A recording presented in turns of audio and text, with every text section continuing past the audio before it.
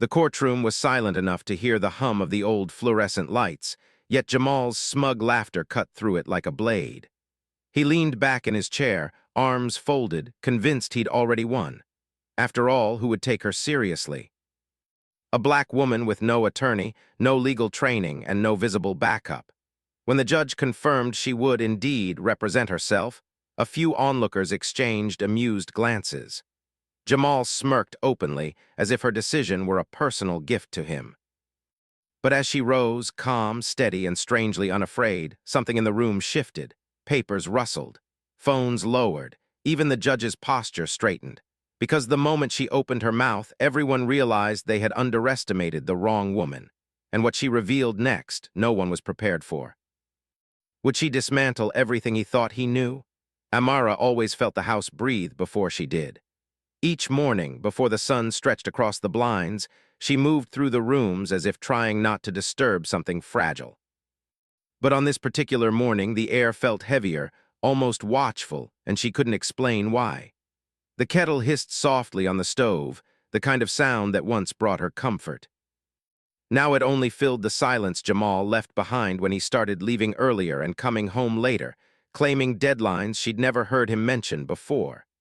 She wiped down the counter with slow, thoughtful movements, noticing how her shoulders tightened every time her phone buzzed. It was usually him. A short message, cold, clipped, running late, important call, don't wait up. They used to mean something different, proof he was working hard for both of them. Now the messages arrived like polished excuses, too smooth to feel sincere. When Jamal finally stepped into the kitchen that morning, his tie already knotted and his cologne too sharp for the early hour, Amara caught the faint sheen of stress on his face. Or maybe it wasn't stress at all, maybe it was something he didn't want her to see. He didn't kiss her cheek like he used to, he barely met her eyes. "You heading out now?" she asked gently, handing him the travel mug she'd still prepared out of habit. He nodded without looking at her. "Big meeting, don't have time." She forced a small smile. "Of course, good luck." He took the mug, but the warmth of her hand didn't linger in his. He was out the door before she could think of what else to say. As the latch clicked shut, the silence rolled back in thicker than before. She leaned against the counter and exhaled slowly, wondering when her home had started to feel like a waiting room for something she couldn't name. As weeks passed, that feeling only grew.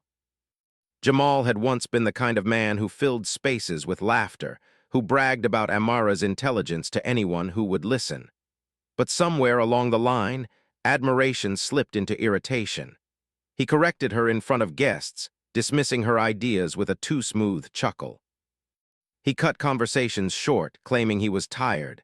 And at night, when she reached for him, he turned away with a muttered excuse about early mornings.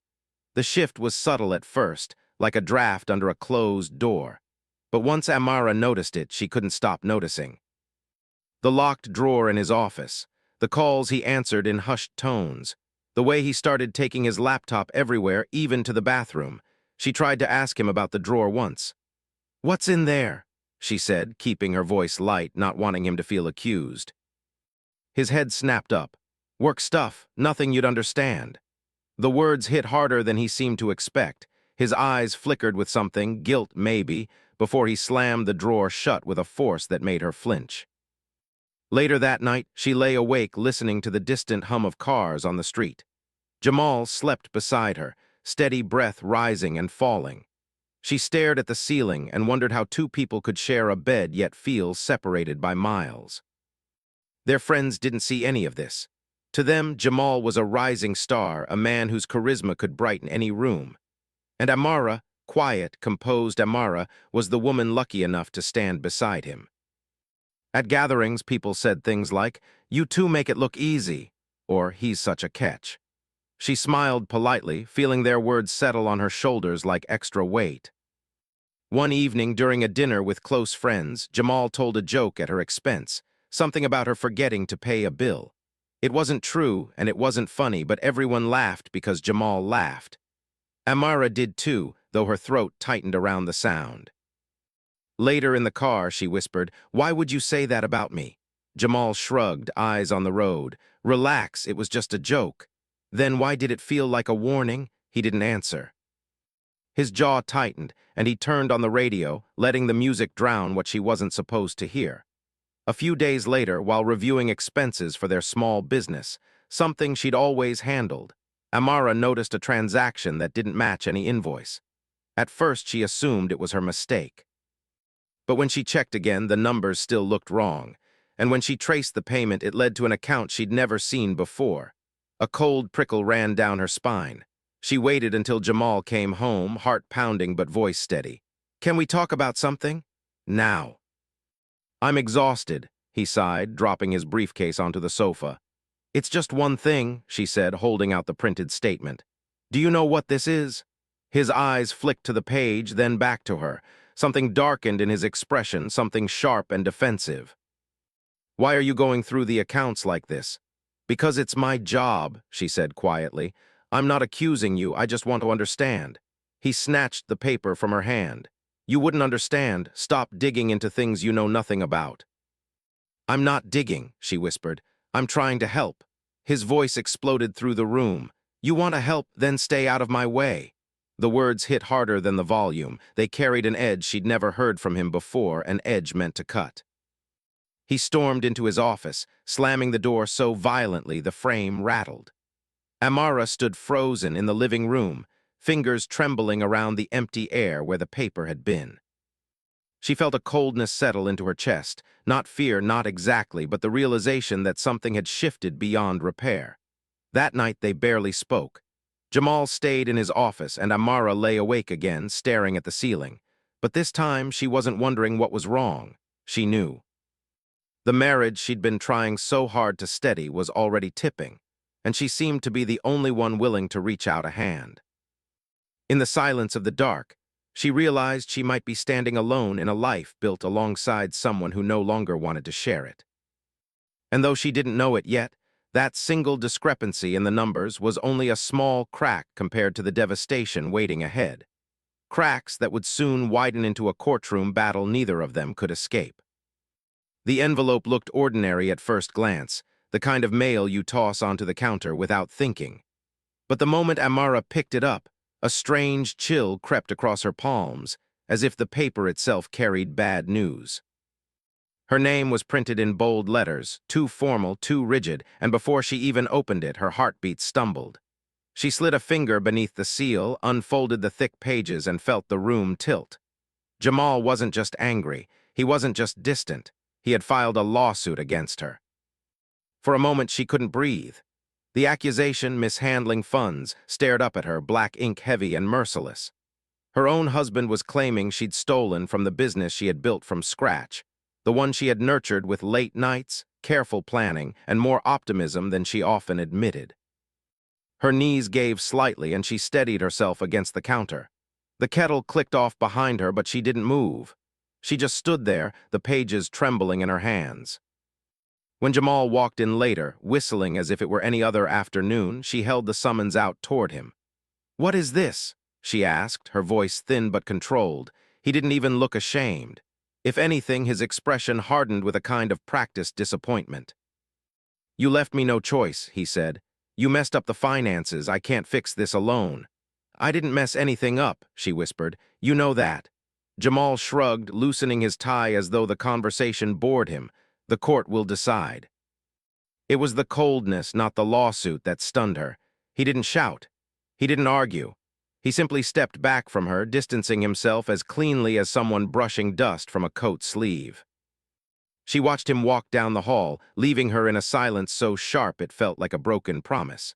The days that followed unfolded like a slow-motion nightmare. Friends who used to greet her warmly now hesitated, their smiles thin and uncertain. A neighbor she'd known for years avoided eye contact at the grocery store. And at the business, employees whispered in corners, glancing at her with the kind of pity reserved for people who have already lost. Every rumor Jamal planted grew roots faster than she could pull them out.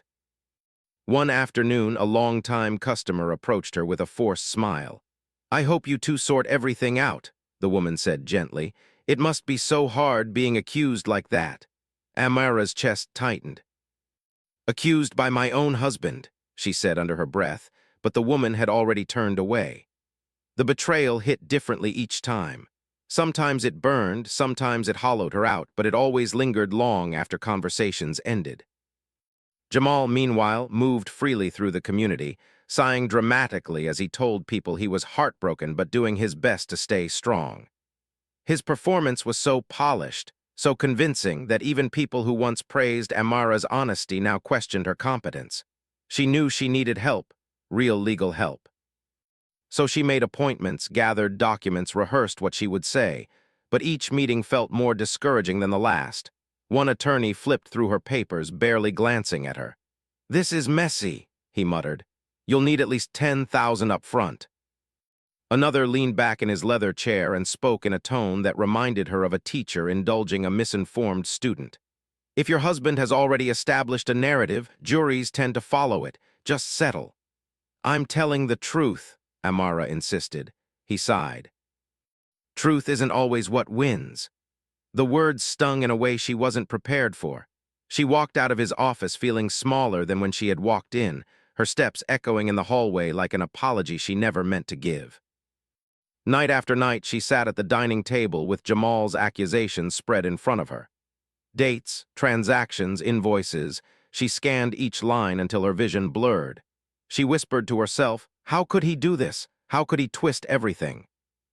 There was no answer, only the hum of the refrigerator and the soft ticking of the clock above her head. One evening, she caught a glimpse of Jamal laughing on the phone in the next room.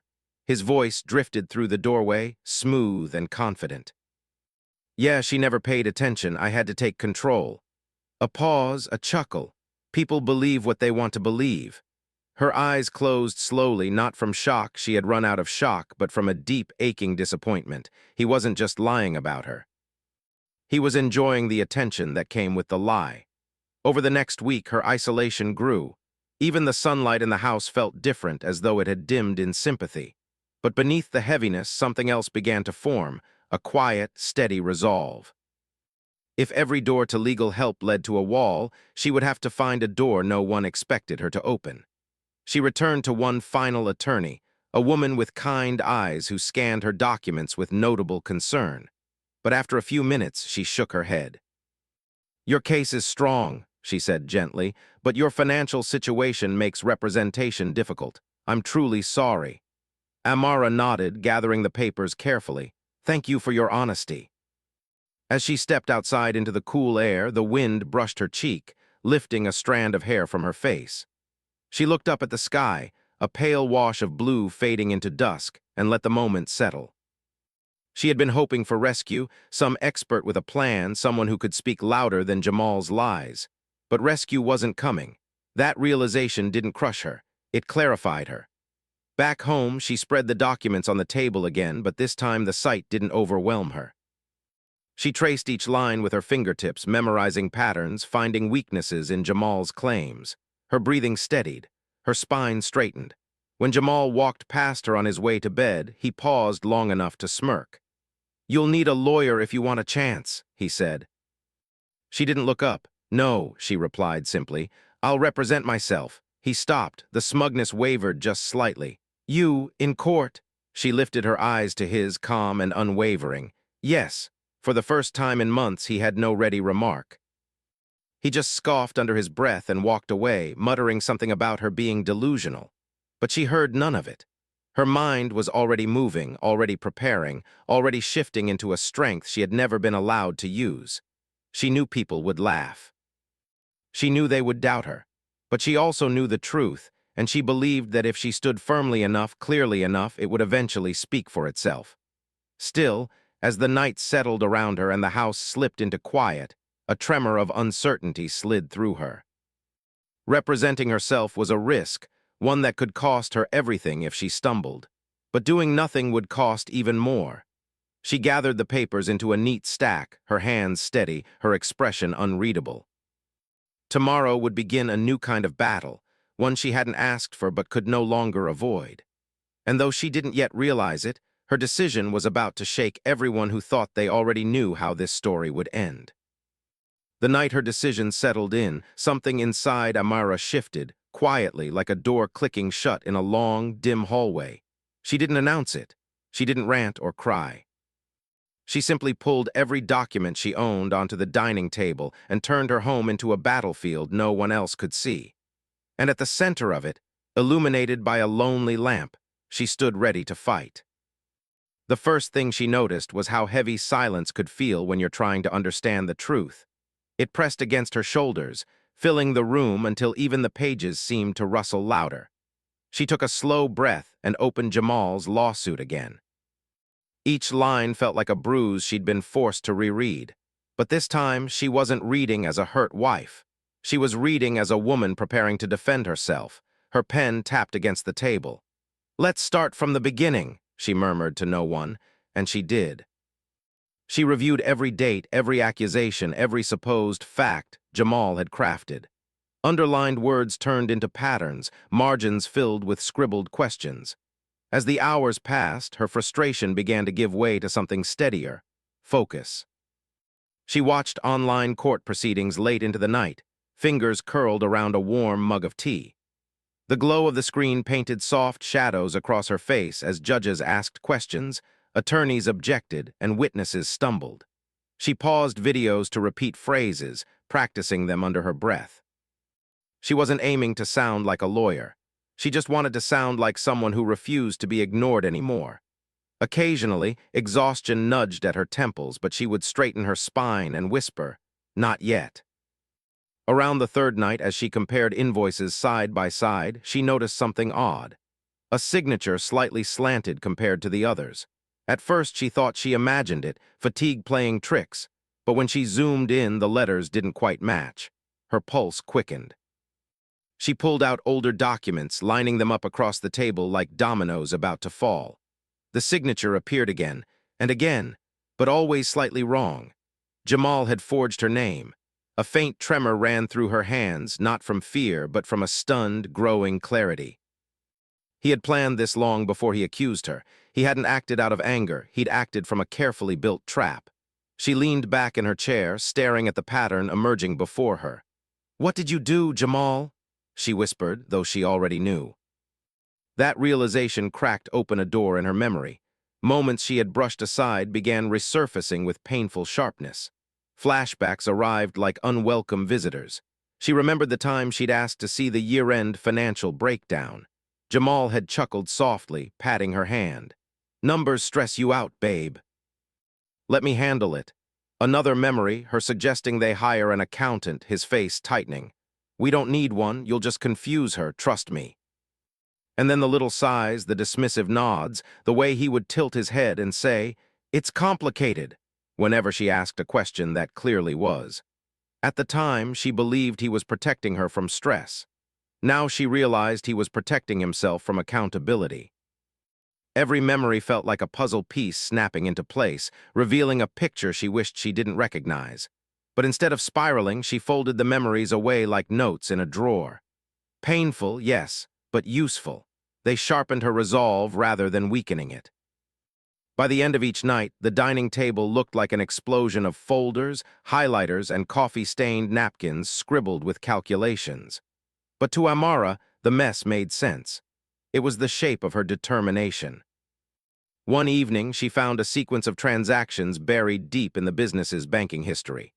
At first, they seemed normal, small transfers spaced out over months. But when she added them up, the total climbed higher than expected. And when she cross-referenced the vendor names, her breath caught in her throat. Half of them didn't exist. He had siphoned money into shell accounts. Slowly, quietly, methodically, and all while telling her she was too emotional to understand finances. She covered her mouth, not out of shock anymore, but out of disbelief at how close she had come to accepting his version of the truth. For a long moment, she sat perfectly still, listening to the soft hum of the refrigerator.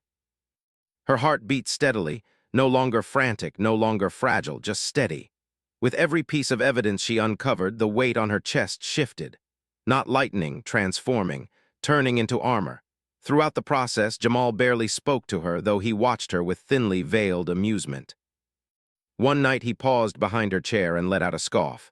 "Studying won't save you. You're not built for this." She didn't look up. "We'll see." Her tone surprised even her, calm, sure, solid like the ground under her feet. Jamal hesitated for a moment before walking away, shaking his head.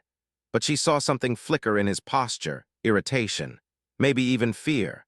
By the fourth week, Amara had grown familiar with legal terminology she never imagined learning. She practiced statements in front of the bathroom mirror, adjusting her tone, steadying her breathing. At first, she stumbled, forgetting words, losing her train of thought. But with each repetition, she grew more confident. She began pausing deliberately, letting phrases settle. She practiced looking unshaken. No one saw this version of her, not friends, not coworkers, not even Jamal. Her growth was happening in the quiet place between heartbeats and late-night determination. Preparation in the shadows. One night, while reviewing the accounts again, she discovered the final piece, an unauthorized transfer from months before their arguments began. A sum large enough to expose him entirely, labeled under a false vendor she recognized as one of Jamal's own fabricated names. He had been stealing long before he accused her. The revelation didn't ignite rage. It filled her with a profound, icy calm. The truth wasn't just on her side, it was undeniable. She gathered every key document, placing them into an organized binder. Her hands no longer shook. Her breathing stayed even. When she closed the cover, a sense of quiet power settled over her. Morning arrived early on the first day of the trial.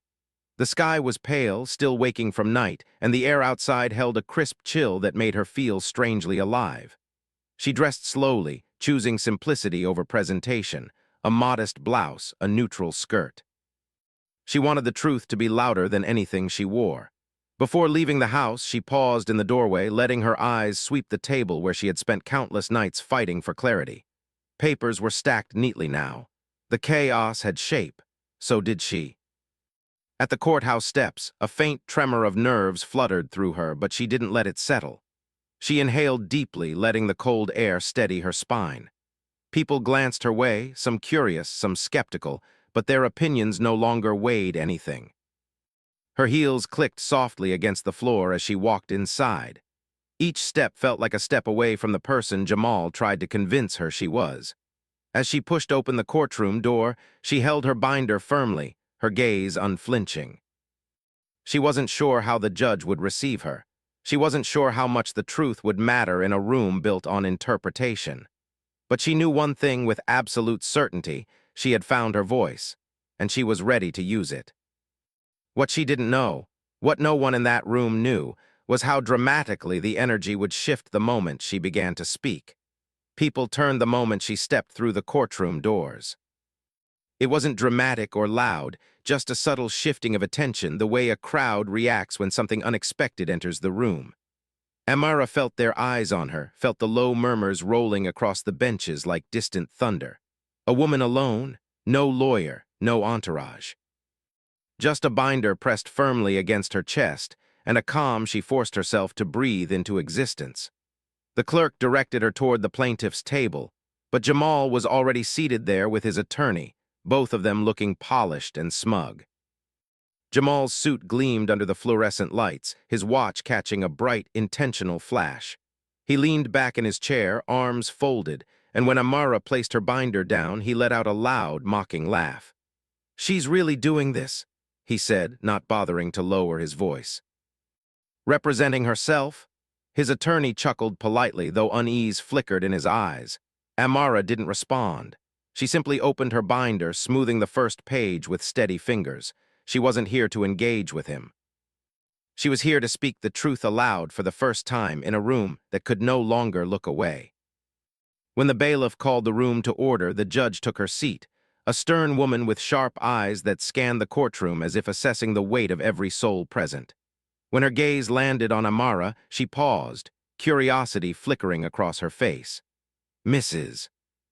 Lewis," she said, "you are appearing without counsel." "Yes, Your Honor," Amara answered, a single beat of silence. "Very well, we'll proceed." Jamal smirked, confident the judge's hesitation had already tilted the scale in his favor. His arrogance settled across the room like perfume, thick, unavoidable, and suffocating. The opening statements began with Jamal's attorney, who strode toward the jury box with rehearsed ease. He painted Jamal as a hardworking husband, betrayed by a reckless wife who mishandled funds and jeopardized their business. His voice carried the practiced rhythm of someone who had told this story many times, shaping every word to frame Jamal as a victim. Jamal nodded along solemnly, even placing a hand to his chest at one point as though the memory pained him. Amara watched in silence. Her heartbeat stayed steady.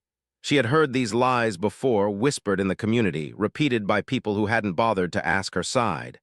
But this time she wasn't just listening, she was preparing. When the judge nodded for her to deliver her opening statement, a hush fell so quickly that even the air felt tight. Amara rose slowly, smoothing her skirt, and walked to the center of the courtroom with measured grace. "Good morning," she began, her voice soft but unwavering. "I'd like to start by saying I never imagined standing here speaking for myself, but I believe the truth deserves the clearest voice it can get." Some jurors leaned forward, others exchanged quick glances. She continued, "The accusations against me, they aren't just incorrect. They are constructed, carefully, intentionally. And today I will show you exactly how." There was no anger in her tone, only precision. She pointed to the documents on the screen behind her, outlining the timeline the opposing attorney had presented. But as she spoke, she highlighted small details, numbers out of order, dates that didn't match known events, invoices that didn't align with vendor logs. "These inconsistencies are not mistakes," she said quietly. "They are signals, and when you follow them closely, they reveal a pattern." Jamal shifted uncomfortably. His attorney cleared his throat. Amara returned to her table, calmly flipping to the next tab. Her fingers were sure, deliberate, as though she had rehearsed this exact motion 100 times in the stillness of her dining room. The judge watched her more intently now. The first piece of evidence she introduced was a statement Jamal had submitted early in the lawsuit, one he likely assumed she'd never read carefully. She pointed out that a transaction he accused her of authorizing had occurred on a day she was hospitalized briefly after fainting from exhaustion. "I literally was not conscious," she said, letting the words hang. A murmur rippled through the room. She moved on, discrepant signatures. "This signature," she said, "is not mine, and this one, and this one." She placed her real signature on display beside the forged ones. The differences were undeniable even to the untrained eye. Lines sharper, angles wrong, pressure inconsistent. The opposing attorney shifted, tugging at his collar. "Your Honor, the witness is implying forgery." "I'm not implying," Amara said gently. "I'm showing," more murmurs, a sharp emotional turn. People who entered the room convinced she was in over her head now watched her with new eyes. Jamal leaned forward, eyes narrowing. "You're twisting things," he muttered. Amara didn't even look at him. "I'm reading what you submitted," she replied. Then came the financial trail, the one she had pieced together over weeks of quiet, determined nights. She presented it slowly, step by step, allowing the jurors to follow the path as she had. Each transfer documented, each false vendor name exposed, each unexplained withdrawal stitched back to Jamal. "Every dollar you see here," she said, pointing to the screen, "was taken before he ever accused me. And more importantly, none of these accounts belong to our business." A gasp broke from somewhere in the back row. The judge leaned forward, tapping her pen. Jamal's attorney scrambled through his notes, whispering urgently. Jamal, for the first time, looked rattled. "That's not, you can't, Mr. Lewis," the judge said sharply. "You will not interrupt." His jaw clicked shut, but the panic in his eyes betrayed him. Amara continued, her voice mellow but unrelenting. "You accused me to cover your tracks. You built a narrative so convincing that even I wondered whether I had missed something. But the truth is simpler than the story."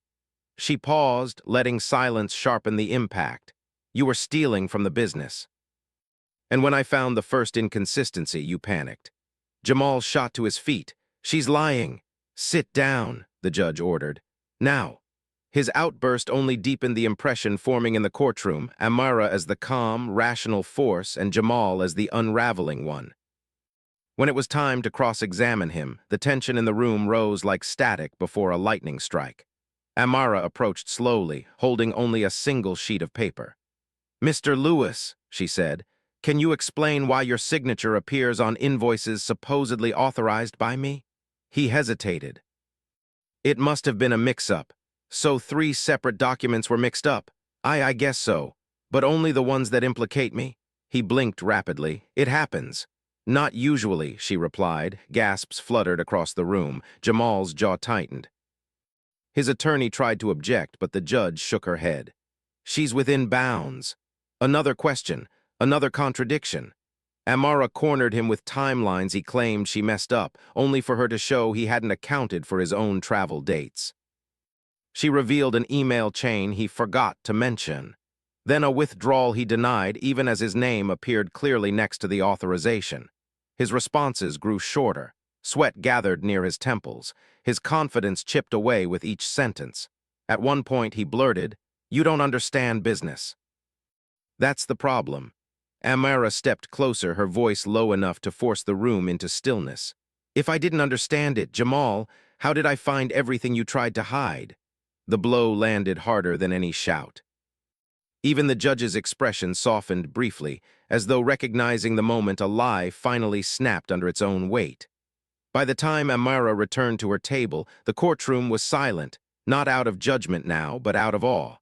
People looked at her differently, with respect. With the realization that she was not the helpless woman they had assumed. Jamal sat rigid, his suit no longer polished in its arrogance, but wrinkled by defeat. His attorney placed a hand on his arm, whispering something urgent. Jamal didn't react. He just stared ahead, eyes dark, breathing uneven. The judge called a short recess, her voice measured but tinged with something almost like admiration. Amara gathered her papers quietly. No triumph, no smirk. Only the steady calm of someone who finally had been heard. As she stepped away from the table, she felt Jamal's eyes on her, disbelief mixed with something deeper, something cracking. The facade he built was collapsing, and he knew it. But the consequences waiting for him had only just begun to surface. The courtroom felt different when they returned from recess. Heavier, quieter, as if the walls themselves had absorbed the shock of what had been revealed. Amara stood with her hands clasped gently in front of her, her binder closed now, the work complete. She didn't need to say anything more. The truth was already echoing through every corner of the room. Even the air felt still, waiting. Judge Hensley adjusted her glasses, scanning the final documents with a slow, deliberate movement. Each page turned with a soft rustle that made Jamal flinch. His shoulders hunched forward, his once perfect posture caving under the weight of exposure. Amara watched him, not with pity, not with triumph, but with the solemn understanding that some consequences come quietly, like dusk settling over a field. After reviewing the evidence, the judge said, her voice ringing with clarity, it is the court's decision to rule in favor of Mrs. Lewis. The words landed with the weight of a gavel even before it struck. A ripple of sound moved through the room, soft gasps, shifting feet, the faint exhale of jurors who had been holding their breath. The judge continued, Mr. Lewis is hereby ordered to repay the misappropriated funds and relinquish control of the business effective immediately. Jamal closed his eyes. Not in disbelief, he had seen this coming in the final minutes of the trial, but in defeat. The persona he'd spent years polishing had cracked under pressure, and the pieces lay scattered in plain view. Amara, however, didn't move. She stood perfectly still, letting the moment wash over her. It wasn't exhilaration she felt. It wasn't anger either. It was something quieter, deeper, relief taking its first full breath after being held underwater too long. When the judge dismissed the court, people rose slowly, unsure whether to look at her or away from her. Some whispered behind their hands. Others nodded faintly, as if acknowledging the strength they hadn't seen before. She gathered her binder, slipped it under her arm, and walked toward the exit with a measured calm. Outside, the sunlight felt warm against her face, brighter than she remembered. She paused on the courthouse steps, inhaling the crisp air, letting it settle into her chest. For the first time in months, her body didn't feel like it was bracing for the next blow. Then she heard footsteps behind her, hesitant, dragging slightly. She didn't turn. She already knew who it was. Amara, Jamal said, his voice stripped of its usual shine. She turned slowly. The man before her looked nothing like the confident figure who had strutted into the courtroom that morning. His suit sat wrinkled on his shoulders, his tie crooked, his eyes carrying a hollow exhaustion that made him look older. I need to talk to you, he said. Amara didn't answer. She simply waited. Jamal swallowed hard. I didn't think it would go like this. A quiet breeze swept between them, rustling the leaves overhead. She watched him, saying nothing. Her silence pressed gently but firmly against him. He shifted his weight. I thought people would believe me. They always believed me. His voice cracked on the last word, and for a moment he looked up at her with something raw, fear, shame, maybe both. I messed up, he whispered. I messed up so badly, and I'm sorry, Amara. I'm really, truly sorry. He waited for her reaction, expecting perhaps anger, perhaps forgiveness, perhaps anything that would anchor him in this unraveling moment. But Amara's expression remained steady, her breathing calm. I don't know if apology is enough, he continued softly, but I needed to say it. She let the words settle. They didn't sting, they didn't soothe. They simply existed, suspended between the life they'd shared and the one she was stepping into. Finally, she spoke. Her voice was gentle, not unkind. I'm not here to punish you, Jamal. His shoulders sagged, a breath of relief escaping him. But Amara wasn't finished, and I'm not here to save you either. He froze, meeting her eyes with a startled expression. For years, she said, I tried to be the person who held everything together, even when you didn't see me, even when you didn't want me to. Jamal blinked hard, and for a moment it looked like he might break down completely. But today, she went on, I'm choosing peace. That means letting go, not going back. Her words were soft, but they carried a finality that struck through him like a quiet bell toll. Something in his face crumpled. He nodded slowly, painfully, as if accepting not just the court's judgment, but the truth he had tried so desperately to outrun. I understand, he whispered. Amara offered a single, small nod, not approval, not dismissal, just closure. Then she stepped around him and began walking toward the street. Jamal didn't follow. He stayed on the courthouse steps, watching her leave, the sunlight carving sharp lines around his silhouette. For the first time since she had known him, he looked truly alone. Not abandoned, simply stripped of everything false. As Amara moved farther away, something lifted inside her. The invisible weight she had carried for years loosened with each step, leaving her lighter, steadier. The world around her felt bigger than before, as if someone had opened a window she didn't know existed. Colors sharper, air cleaner, hope louder. She reached the sidewalk and paused, letting the wind brush across her face. A faint smile tugged at her lips, not of triumph, but of release. She had fought a battle she never wanted, and she had won it without losing herself. In the reflection of a passing car window, she caught a glimpse of her own eyes. They looked different, clearer, brighter, unburdened. She took another step forward, then another, moving into the open space of a life no longer defined by someone else's story. The courthouse doors closed behind her with a muted thud, and though she didn't turn back, she felt the sound like a chapter quietly sealing shut. Ahead of her, the path stretched wide and unmarked, waiting. And somewhere deep inside, a small, steady voice whispered that this was only the beginning. The first morning she returned to the shop, she hesitated with her hand on the door. It surprised her, this tiny flicker of doubt, like a shadow passing over sunlight. She had survived courtrooms and confrontations, yet the simple act of stepping back into her own business made her heartbeat thrum with something unfamiliar. Not fear, something softer, something like beginning again. When she finally pushed the door open, the bell above it chimed the same way it always had, but the sound felt different now, clearer, brighter, carrying possibility instead of pressure. The space was quiet, dust speckled in the early light, as if holding its breath for her return. She walked inside slowly, fingertips brushing across the counter, remembering all the days she'd stood here worrying she wasn't enough. Now she could barely recognize that version of herself. Within hours, word spread that she was back. Customers trickled in first, one then two, then a small steady flow, faces familiar and new, each carrying a kind of warm sincerity she hadn't expected. A woman placed her order, then leaned in with a soft smile. "We're proud of you," she whispered. Amara blinked, surprised by the warmth rising in her chest. Another customer said, "You showed everyone what strength looks like." She didn't know how to respond to that, so she simply thanked them, her voice gentle but sure. Business returned faster than she imagined. People weren't just stopping by. They were choosing her, showing their support with every purchase, every kind word, every moment they lingered a little longer than usual. The community that had once believed rumors now reached toward her with open hands. And instead of shrinking from the attention, she met each gaze steadily, knowing she had earned this quiet respect. A few days later, as she stood in the center of the shop, she looked around and felt something shift. The space no longer matched who she had become. The walls felt dim, the layout too closed. She wanted air, color, warmth, something that reflected the woman who had stood in a courtroom and reclaimed her voice. So she redesigned everything. She painted the walls a soft, inviting hue, rearranged the tables to create openness, added plants that breathed life into corners. She even replaced the light fixtures with warm bulbs that washed the room in a golden glow. When she stepped back to admire the finished space, she felt a small smile form. For the first time, the shop felt like hers, not just legally but emotionally.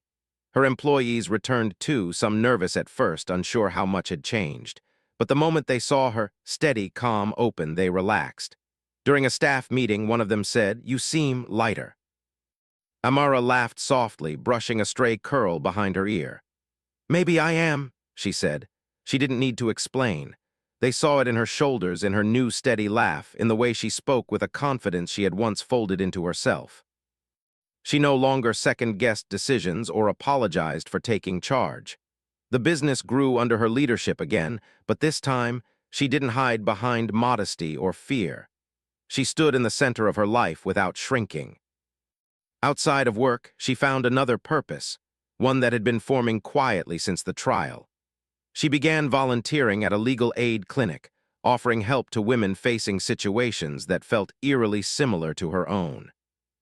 She didn't give legal advice, she gave perspective, clarity, and the reassurance that they weren't alone. One afternoon, a young woman sat across from her, wringing her hands. "I don't think I can do this," the woman whispered. "He makes me feel small." Amara leaned forward, her voice steady. "You are not small," she said. "You're standing in a storm, that's different." The woman's eyes filled with tears, not of pain, but of recognition. Amara held her gaze, letting silence do the rest. She had learned firsthand how powerful it could be when someone finally believed you. At night, when she returned home, she often found herself pausing in the doorway, absorbing the quiet. For so long, silence had frightened her, echoing with things unsaid. Now it wrapped around her gently, like calm water. She lit candles, brewed tea, opened windows. The air in her home felt breathable again. Sometimes memories of Jamal surfaced. His laugh, his dismissiveness, the arguments, the moments she tried desperately to understand what she had done wrong. But now, the memories floated through her like scenes from a distant film. She could look at them without sinking into them, without letting them define her. One evening, she sat by the window with a notebook, jotting down ideas for expanding the business. The sunset spilled warm orange light across the room. She paused, catching sight of her reflection in the glass. Her face looked peaceful, stronger, whole. She whispered to herself, "Look how far you've come." There was no bitterness in the words. Only quiet gratitude for the resilience she didn't know she had, for the truth that had carried her through, and for the future steadily unfolding in front of her. Weeks blurred into something soft and steady, like the rhythm of a new life. The shop flourished. The clinic work grounded her.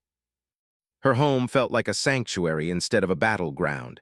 She had rebuilt everything, not from what Jamal left behind, but from what she found within herself.